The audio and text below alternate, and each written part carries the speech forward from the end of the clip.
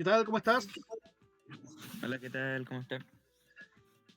Vamos a ver hoy el cuarto capítulo del libro Mi sistema de Ninswitch. Hoy vamos a iniciar con el cuarto elemento entonces estratégico que es el peón pasado. Em, ¿Se te ocurre, eh, sé que te pillo de improviso, pero ¿se te ocurre alguna definición de peón pasado? No importa si te equivocas, porque aquí vamos a ver de qué se trata. Un peón que no tenga su homónimo negro al frente Ya. y a los costados. Excelente, esa es la definición de peón pasado. Muy bien. Que no tiene, por ejemplo, eh, este es un peón pasado o no, Sí, y ese, también.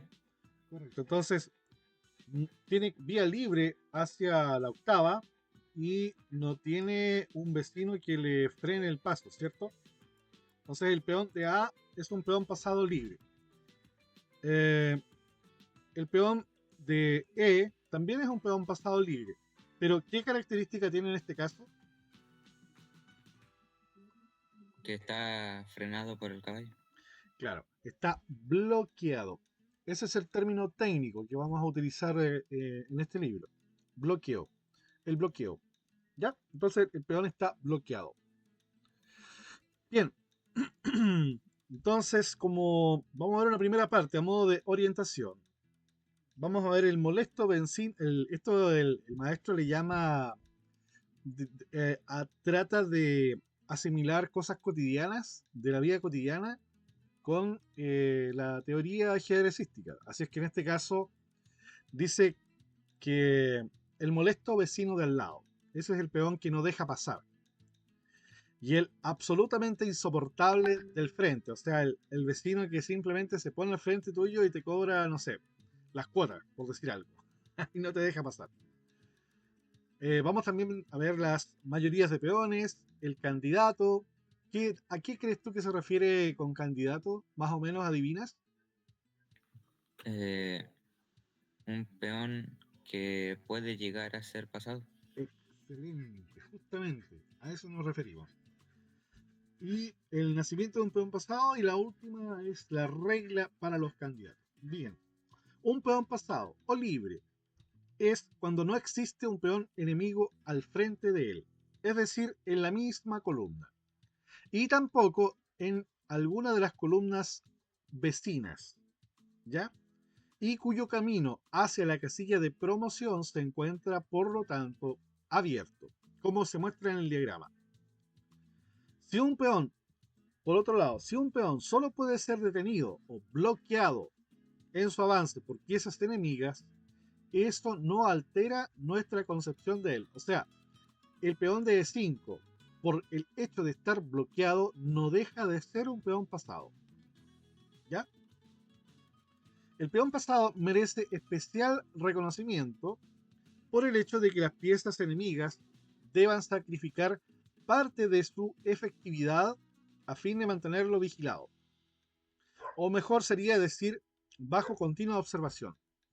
¿Qué quiere decir esto? Que una pieza es mmm, algo mucho más importante que un peón, por lo tanto tiene funciones que cumplir, yo creo que mucho más importante que estar vigilando un peón.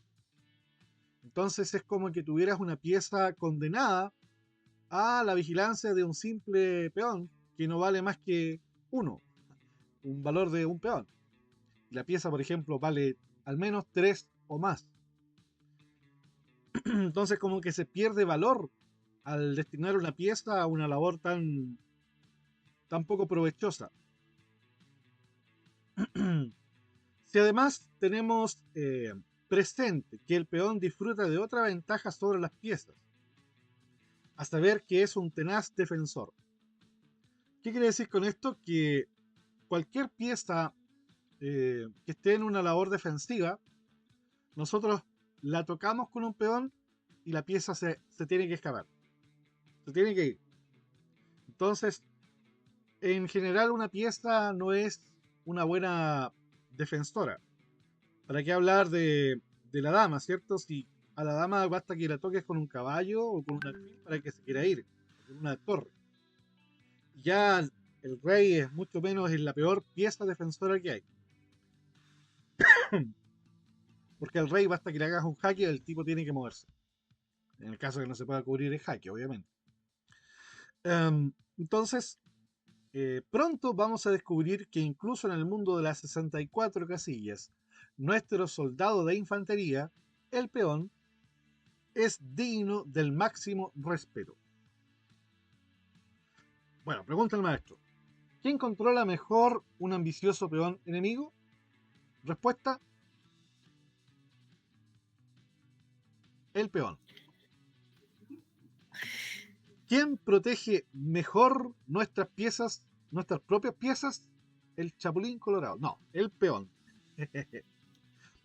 ¿Qué pieza trabaja por la menor retribución o el menor sueldo o la menor paga? ¿El peón? El peón, una vez más. Es pues una tarea constante como proteger uno de nuestros efectivos o mantener a raya a una pieza enemiga, no es algo que seduzca en absoluto a una pieza. Por otra parte, una ocupación así distrae a los efectivos de un ejército que se propone emprender acciones concretas. Cuando un peón es destinado a una misión así, esa distracción se reduce al mínimo. Bueno, en la posición del diagrama, ni el peón B, ¿cierto? Ni el peón B, ni el peón de G son pasados. Aunque el primero parece menos obstaculizado que el otro, pues el peón B no tiene un oponente directo en la misma columna. Al compararse con el peón de G, por ejemplo, que sí tiene un oponente al frente, el peón negro de G. Mientras que el peón de la columna contigua nos recuerda a un vecino amable, pero que, como suele ser el caso, nos crea molestias. Si, por ejemplo, corremos escaleras abajo para algún compromiso importante y un vecino de pronto nos saluda y nos implica en una conversación no deseada, que trata del tiempo, de la política, de lo que subió el precio de la cerveza, de la harina, nos impide que cumplamos con nuestras obligaciones. Así es el peón que vigila al peón pasado. Así en el diagrama, el peón negro de este 6 puede constituir una molestia para el peón B blanco. No obstante, una charla ocasional con el vecino dista de ser un acontecimiento temible. O por analogía con nuestro caso, un peón molesto en una columna contigua no es un enemigo directo. En el diagrama, las aspiraciones del peón blanco de G, sin embargo, es un alto destino que nunca podrán ser satisfechas, mientras que el peón B sí puede soñar con el avance. Bien, vamos a ver entonces ahora.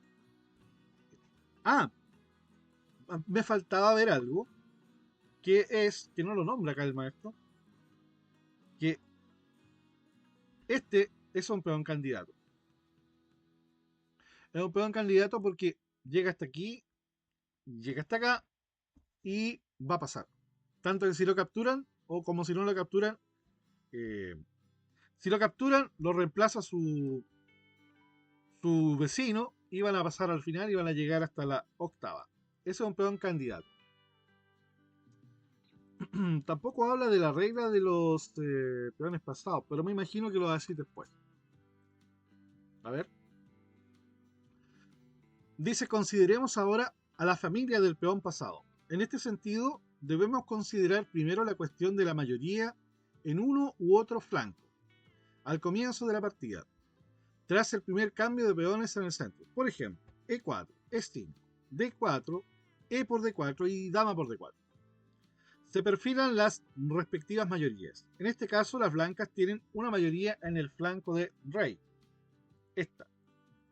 Versus esa. Entonces tenemos una mayoría de 4 contra 3. La misma proporción favorable a las negras está en el flanco de dama. En el transcurso de la partida, si las negras juegan F5, eliminando el peón blanco, la mayoría se pondrá claramente en evidencia. Porque luego de tomar y seguramente retomar, si van a desaparecerse estos peones, todavía quedarán estos 3 contra 2. Y aquí hay una cuestión matemática. Aquí hay una cuestión matemática que no aparece acá en el libro, pero que yo te lo voy a mencionar. A mayor cantidad de peones, tenemos 4 contra 3. Hay una relación de 4 sobre 3, o de 3 sobre 4, como quieras verlo, que corresponde a un... a ver, 4 sobre 3, ¿cuánto es? 4 dividido en 3 es 0,33, 1,33%. O sea, hay un 33% de más de peones o de posibles peones sobre la defensa que tienen los negros, que son 3. 4 contra 3 implica un 33% más de fuerza de los peones blancos. Pero si tenemos 3 contra 2, es 3 sobre 2. Eso quiere decir que tenemos 3 dividido en 2, eso nos da 1,5, lo que implica que hay un 50% más de fuerzas de los peones blancos sobre los peones negros. Por lo tanto, esta mayoría es mucho más peligrosa. Y por otro lado, si se cancelasen este con este, van a quedar, tenemos 2 peones contra 1. Y acá tenemos ya directamente el doble. El doble de peones contra un solo defensor. Entonces, a medida que van desapareciendo los peones, que van disminuyendo la cantidad de peones contra la minoría en este caso, se van haciendo más fuertes los peones. ¿Se capta eso más o menos? Sí. Eso no sale en el libro por si acaso. Eso es de mi cosecha. Ya. Vamos a ver entonces ahora las mayorías. Toda mayoría sana de peones no comprometida debe poder crear un peón pasado. ¿Captaste eso?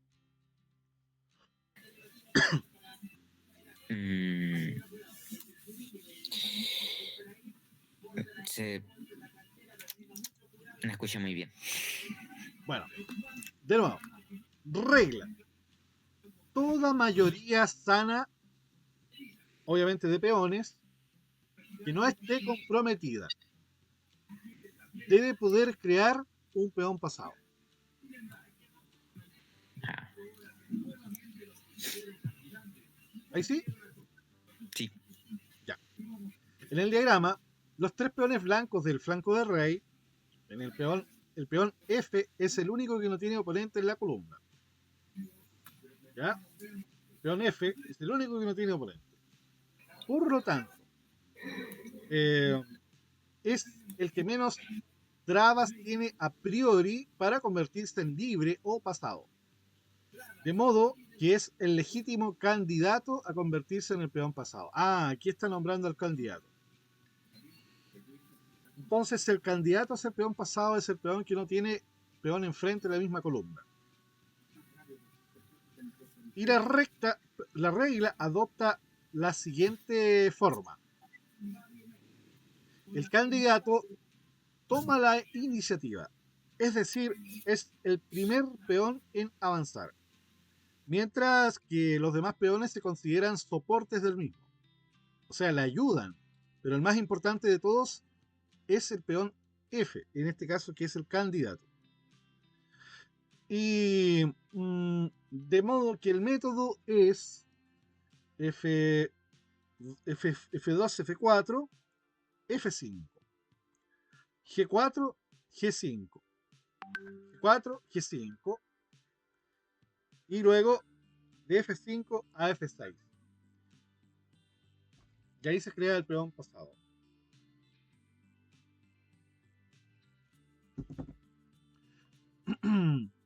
Entonces las blancas tienen que jugar en este orden. F2, F4. G2, G4. F5, F4, F5. G4, G5. Y F5, F6 para entrar en contacto con el vecino molesto, ¿cierto? Y en caso de que capture, está el peón de G para recapturar y finalmente llegar a la octava.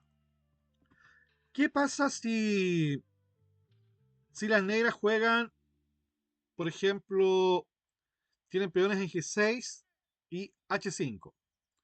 Entonces jugamos F4, nos juegan G6. Supongamos que está peón H3, es mala esa, pero es por el tema de qué pasa si tienen peones en H5. Entonces, en este caso, dado que nos pueden ocupar esta casilla y nos dejarían un peón retrasado, tenemos aquí que forzosamente jugar G3. Igual podríamos jugar ahora G4, ¿ah? No es malo. De hecho, solamente lo hago para ejemplo, pero lo mejor acá es G4, directamente. Lo mejor aquí es G4. Y, por ejemplo, si llega a cambiar, cambia. Lo siguiente será jugar F5. Y de esa forma se logra el peón pasado. ¿Sí? Los jugadores inexpertos dudan entre comenzar el avance. Aquí. Los jugadores inexpertos dudan entre comenzar el avance con H4 o F4. Y algunos incluso hasta se deciden ir por el centro. ¿Qué juegan las negras y las blancas juegan esa jugada? A ver. G5. Correcto, G5. Un solo peón detiene todo el flanco. Un solo peón. Todo el flanco. No hay forma de crear un peón pasado ante ese tremendo error de las blancas. Bueno, sí existe una forma, pero sería, por ejemplo, entregando un peón. Te hacen así y ahí puedes pasar. Pero este corona primero. Así es que el precio a pagar es pero altísimo. No, eso es nefasto. Entonces, esa es la mejor jugada. ¿Captaste eso más o menos? Sí. Ya. Vamos a ver el bloqueo del peón pasado. La justificación de la necesidad de bloquear y por qué tal justificación es de la mayor importancia, tanto para el jugador práctico como para el teórico. Aquí dice que un teórico es un filósofo del ajedrez. Y también vamos a ver las complejas relaciones entre el peón pasado y el bloqueador, acerca de los bloqueadores eficaces, ineficaces, flexibles y rígidos. Bien. Voy a apagar este WhatsApp porque está jodiendo mucho.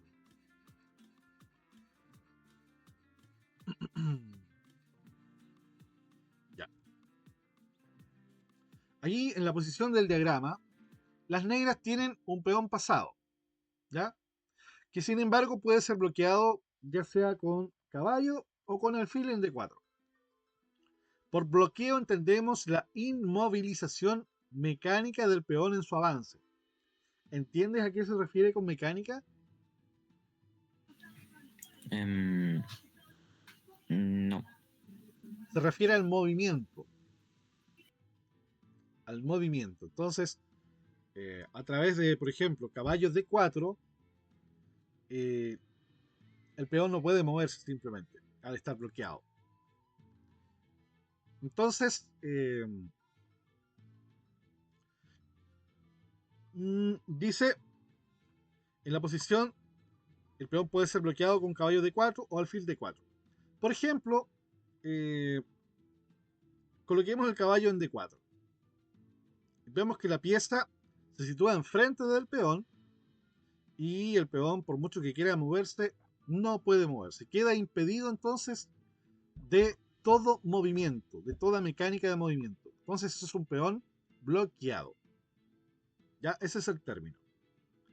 Aquí y en casos similares se plantea esta cuestión.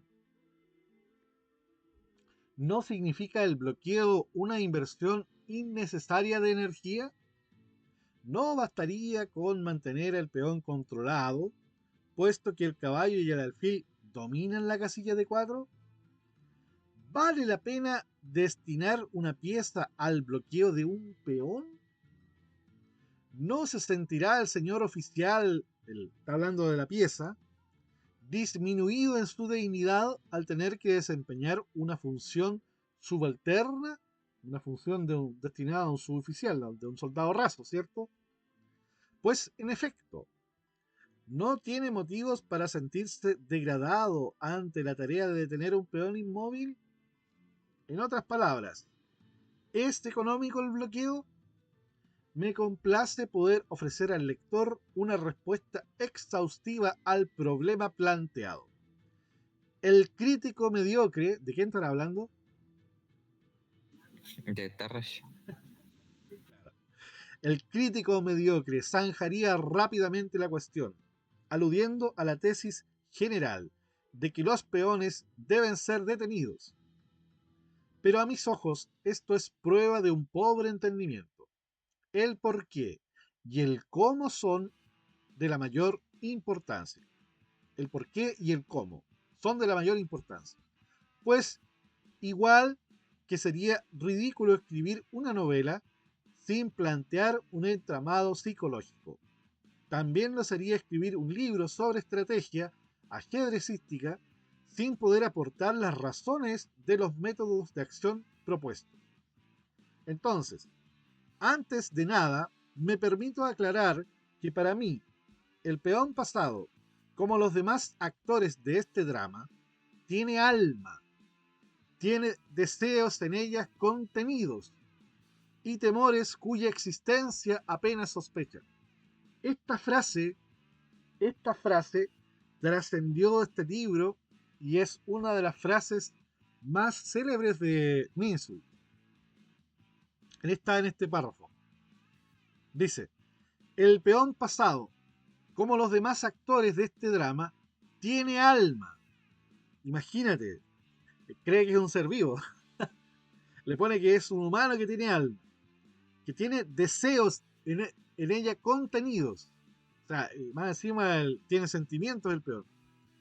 Tiene temores cuya existencia apenas sospecha. Imagínate.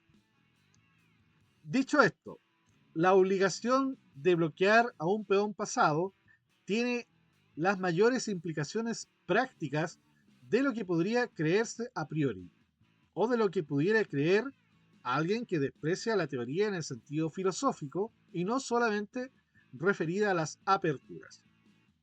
Pasemos a continuación al estudio concreto del tema. Hay tres razones que fuerzan la necesidad del bloqueo, que analizaremos detalladamente en los puntos 2A, 2B y 2C, mientras que en el punto 3 nos detendremos con igual minuciosidad en el dinamismo que irradia el bloqueador. Bien, veamos entonces el punto 2A. La primera razón, la fuerza expansiva de los peones móviles se pone de relieve. Volvamos de nuevo al diagrama. A ver, voy a ver algo primero.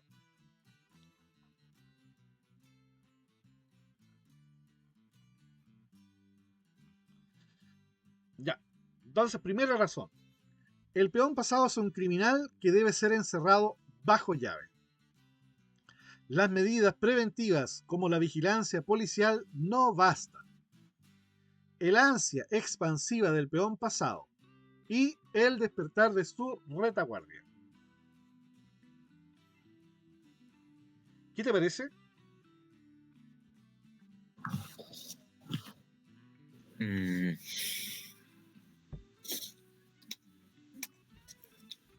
¿Te parece que es un con criminal palabras o no? rebuscadas. ¿Cómo? Eh, sí, como había dicho, Ya, entonces es un criminal que hay que ponerlo bajo llave. Y hay que tener medidas preventivas y vigilancia policial. Bien, volvamos entonces al diagrama. Las tropas negras, la torre, el alfil y caballo están, por así decirlo, agrupadas en torno al peón pasado.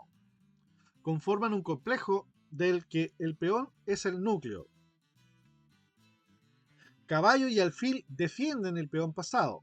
Y la torre, por otro lado, le aporta un cierto ímpetu, un indiscutible impulso. Tan poderoso es aquí el deseo del peón de avanzar, de expandirse, de cuyo hecho existe el visible reconocimiento por parte de sus oficiales, que, renunciando a su orgullo elitista, se agrupan en torno al simple soldado raso. ¿Qué te parece? Entonces, tan poderoso es aquí el deseo del peón de avanzar, de expandirse, que el peón D parece dispuesto a avanzar por su cuenta, aunque le cueste su propia vida, por así decirlo. Veamos un ejemplo. Si juega D4, ¿qué jugará el blanco?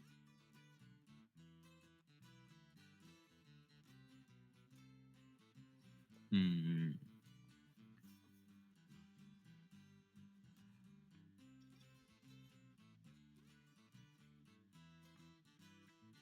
¿cuál?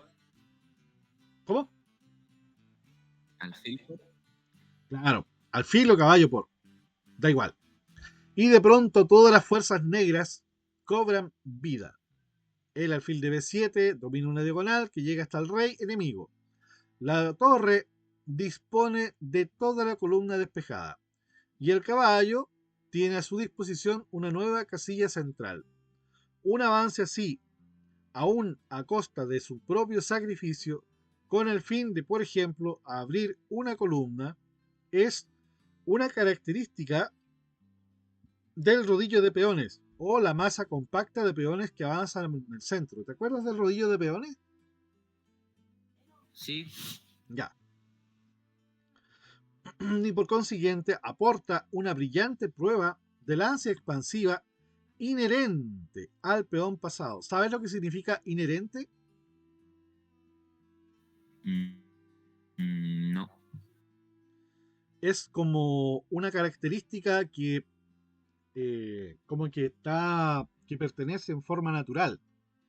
Cuando alguien dice la envidia es inherente al ser humano, por ejemplo, es como que es algo natural de que el ser humano sea envidioso, por ejemplo, por decirlo de alguna forma. ¿Se entiende? Sí.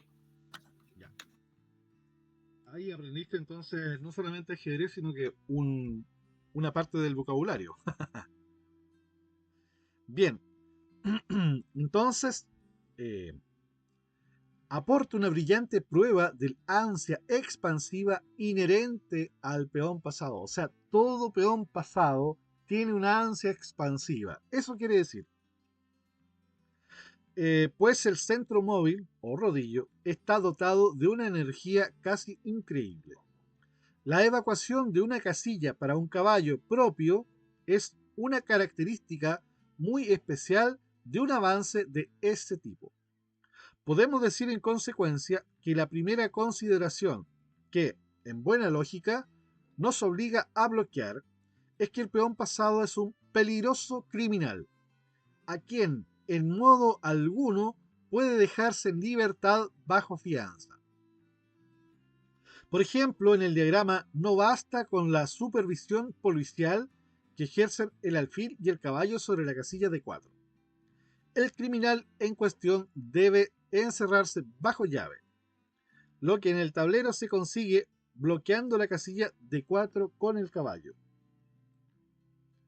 En el ejemplo que acabamos de considerar, entendemos que el sacrificio del peón, pues supone que sucumbirá en el avance, es perfectamente característico, aunque no es necesario que todo un grupo de piezas de la retaguardia se vea activado con la operación. A menudo basta con que una sola pieza trasera se beneficie del avance.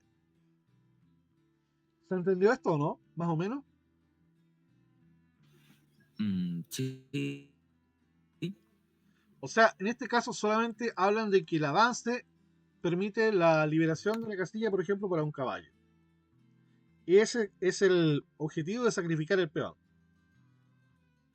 Eso en palabras simples. También abre la diagonal. Entonces, se logran todas esas cosas con el avance del peón.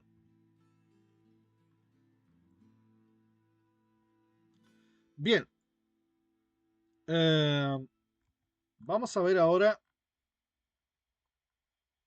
un ejemplo de un sacrificio. Las negras sacrifican un candidato y una pieza trasera se activa. ¿Cómo se consigue?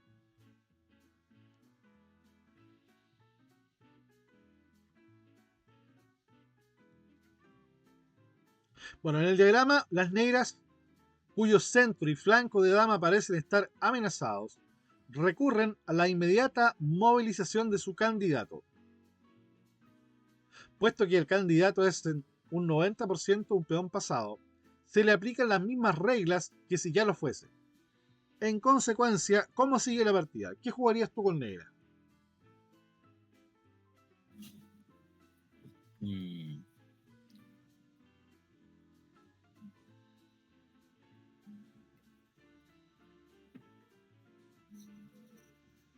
F4. Correcto, F4. Bueno, las blancas jugaron G por F4. ¿Qué juegan las negras ahora? G por F4. G por F4 creo que también es posible. Sí, creo que también es posible G por F4. Ya, hay varias jugadas posibles acá. Por ejemplo, está D por C4. Por ejemplo, esta es posible. Caballo E, F4 también es posible. Y G por F4 está entre las últimas. ¿Ah? Hay otra jugada, que es G4. G4. Entonces el alfil no tiene muchas casillas y se va a G2. Y ahora juega caballo HF5. Mírate el caballo, ¿dónde está puesto ahora? ¿Dónde está puesto el caballo?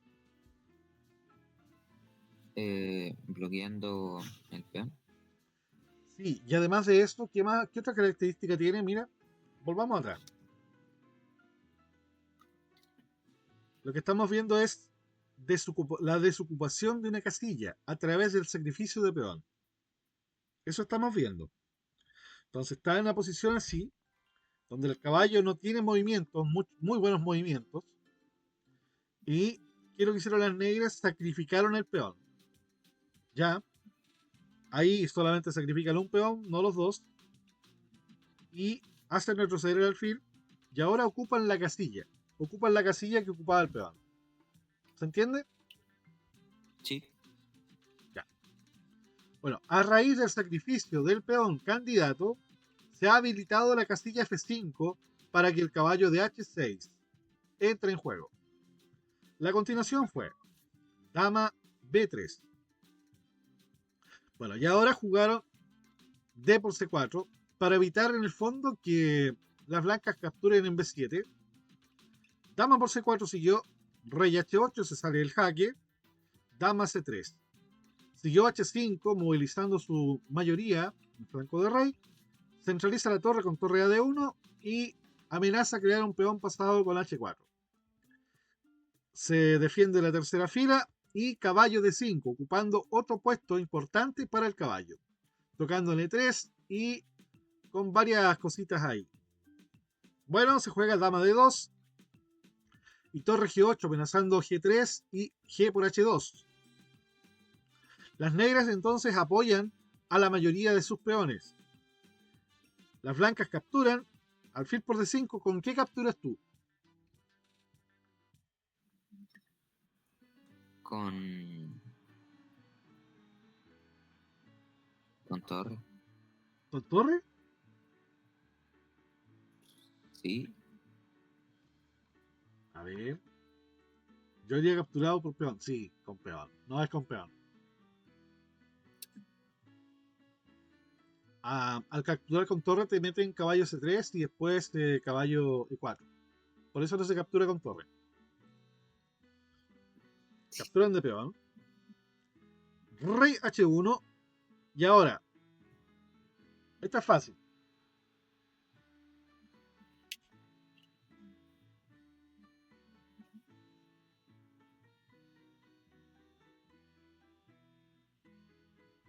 Mm, Estoy entre H3 y G3. Ya.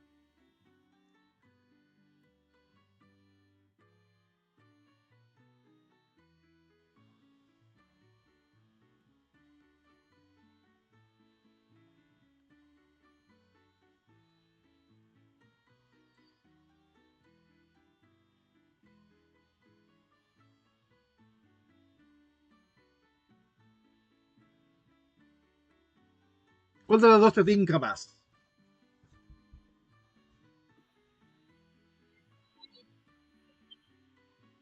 G3, G3. sí. Correcto. Y las negras han logrado un ataque. Tremendo ataque, por si acaso. Así que, bien, bien, muy bien, muy bien, muy bien. ¿Qué te parece hasta ahora? ¿Va Eh, entendiendo, no? sí. Ya. Vamos a ver una partida, bueno, un diagrama en el fondo, una partida de Alekhine contra Tribal. Jugada en Baden-Baden 1925. En esta partida se produjo una interesante maniobra. Am, a simple vista, ¿qué te llama la atención de la posición? Mm, la restringida que está el negro. Ya. Mm, mm,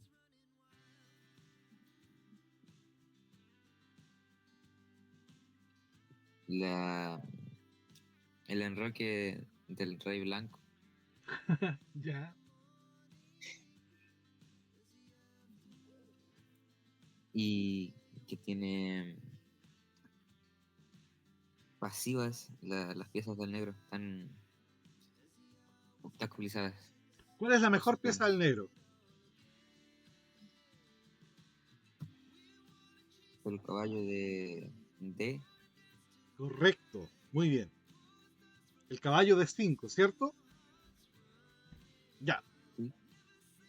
Ahí tienes una pista. Cuando te encuentres en una partida, en una situación similar, es bueno detectar cuál es la mejor pieza del enemigo. Ahora te pido que encuentres una jugada para las blancas, con todo el análisis que hiciste.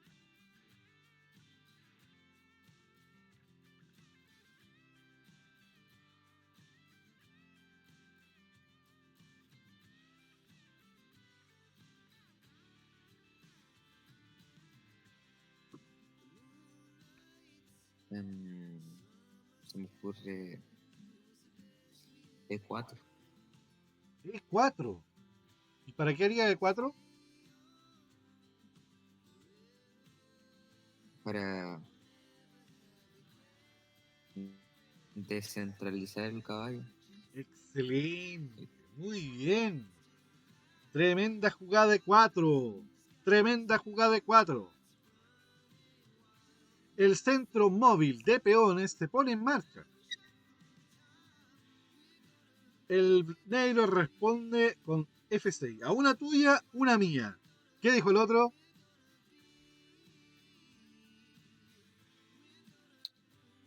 Aquí toca calcular un poquito, Mm, ¿o no? sí. Calcula nomás. Y ahí me dice. Recuerdo que estamos viendo las tres razones de la necesidad de bloqueo de un peón pasado. Y Mm, la primera razón es la de sacrificar el peón candidato, para que una pieza se active.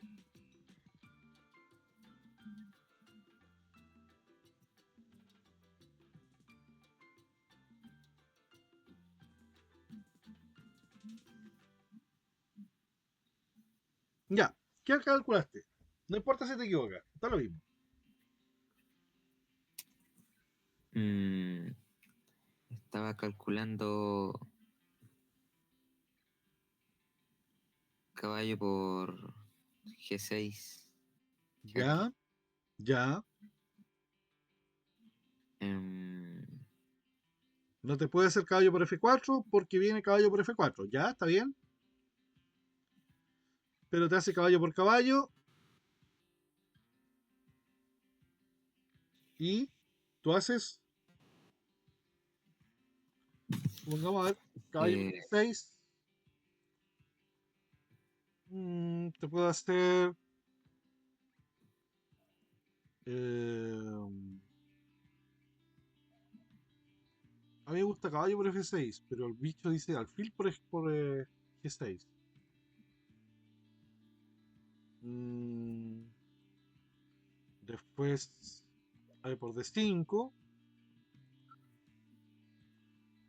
caballo por D5, alfil por D5 y torre por D5.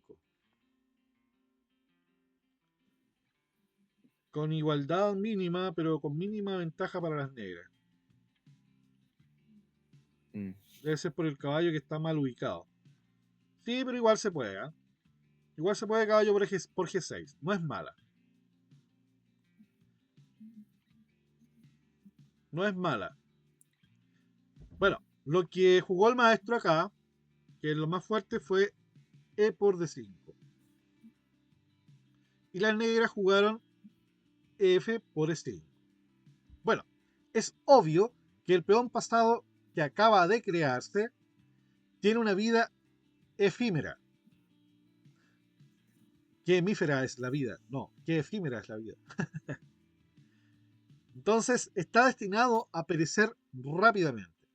Pero las apariencias suelen ser engañosas y hasta esta criatura conoce las férreas leyes del ajedrez. De modo que prosiguió su avance y jugó D6. El propósito de este sacrificio de peón no es liberar la casilla que ocupaba, y sin embargo, el avance encaja perfectamente en el espíritu, sino en la letra de las reglas. El peón está dispuesto a sucumbir con su avance. La variante principal ahora sería, ¿cuál crees tú? torre por D6. No, eso sería jugar para lo que quiere el blanco. Hay una jugada súper fuerte y súper buena que impide la maniobra del blanco. Impide que se concluya la maniobra del blanco.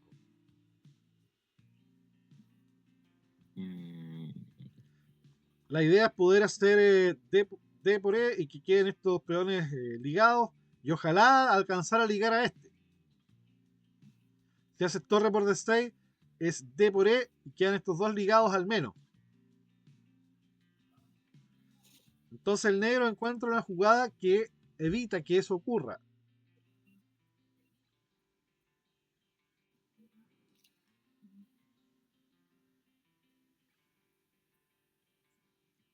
mm, se me ocurre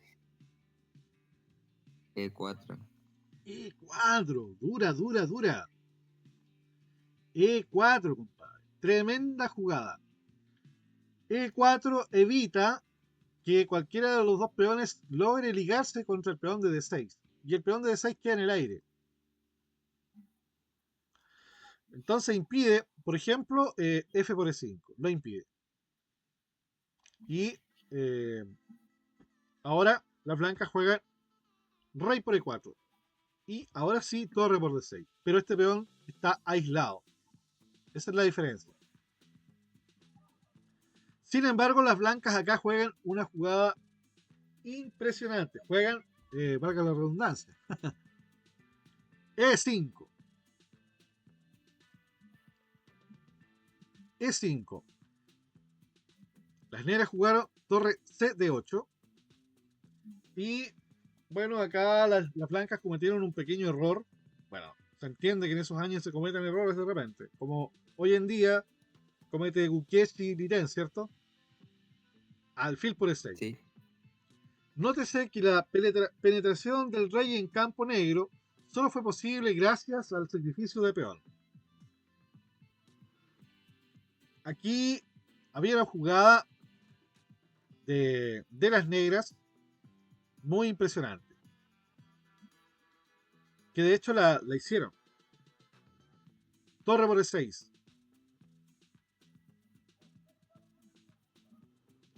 Rey por E6.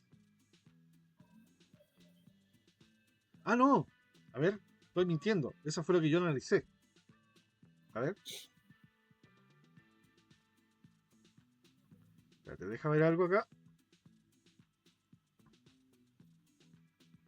Ah, claro. Oye, la partida la deja ahí en alfil por E6. Hasta ahí termina la variante. Pero aquí hay una jugada, torre por E6. Impresionante. Aquí es única rey por E6. Después, torre de 5. Y en todas las variantes las blancas están mate. Por ejemplo, caballo F7, alfil F7, jaque. Si rey F6, caballo G8, mate. Eso por nombrar una sola. Pero el libro deja la partida hasta alfil por E6. Seguramente Traival no jugó torre por E6. Pero era tremenda jugada torre por E6.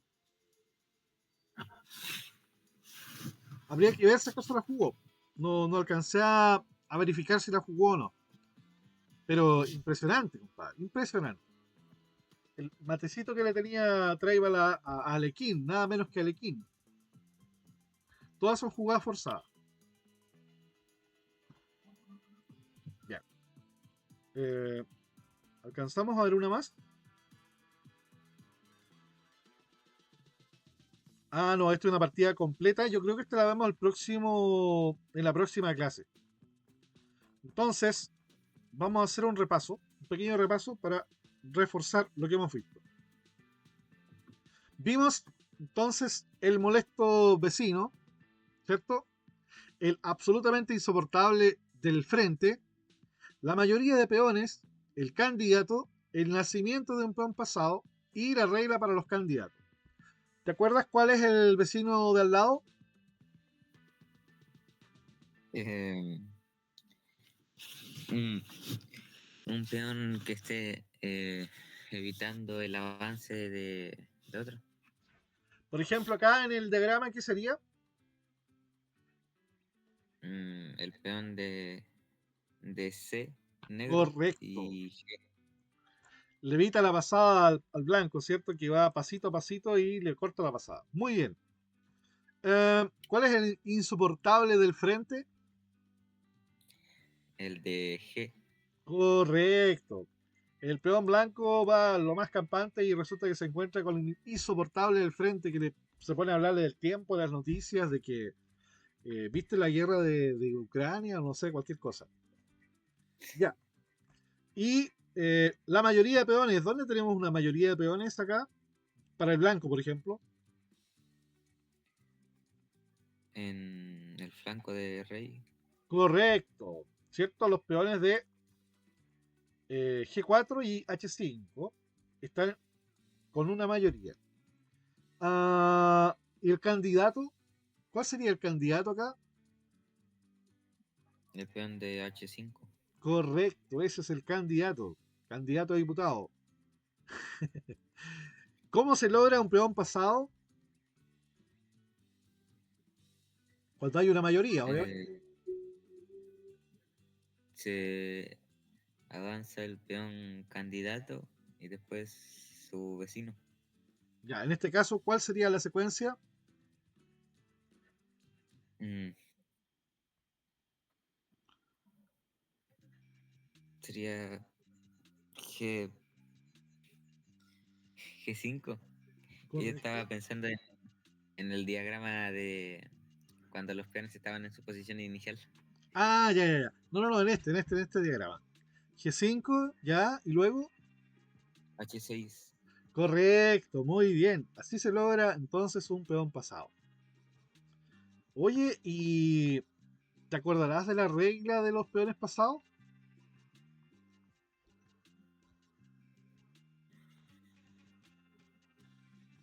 Mm,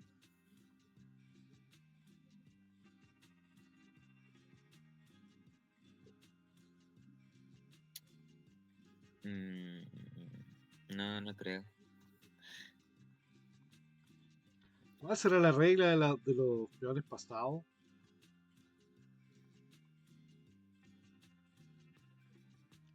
Toda mayoría sana de peones no comprometida debe poder crear un peón pasado.